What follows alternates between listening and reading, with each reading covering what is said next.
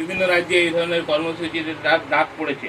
প্রকাশ করেছেন বহু গুরুত্বপূর্ণ গবেষণাপত্র, লিখেছেন প্রবন্ধ নিবন্ধ। 1990 সালে ভারত সরকারের স্বাস্থ্য মন্ত্রক কর্তৃক প্রকাশিত national guide book on blood donor মোটিভেশনের প্রথম সংস্করণ ও 2003 সালে ন্যাকো কর্তৃক প্রকাশিত দ্বিতীয় সংস্করণের অন্যতম লেখক ছিলেন তিনি। ন্যাকোর জাতীয় রক্তনীতি 2002, জাতীয় রক্ত কর্মসূচি 2003, স্বেচ্ছা রক্তদান প্রকল্প গাইডলাইন 2007 প্রণয়নে তার ভূমিকা বিশেষ উল্লেখযোগ্য। Estimating blood need of the country 2014 তৈরিতে ছিলেন অন্যতম গবেষক।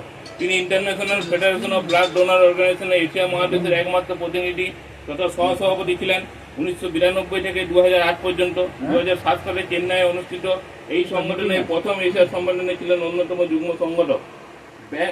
ব্লাড ট্রান্সফার অফ ব্লাড, এই ভাবনাও কিন্তু তার কাছ থেকে আসে।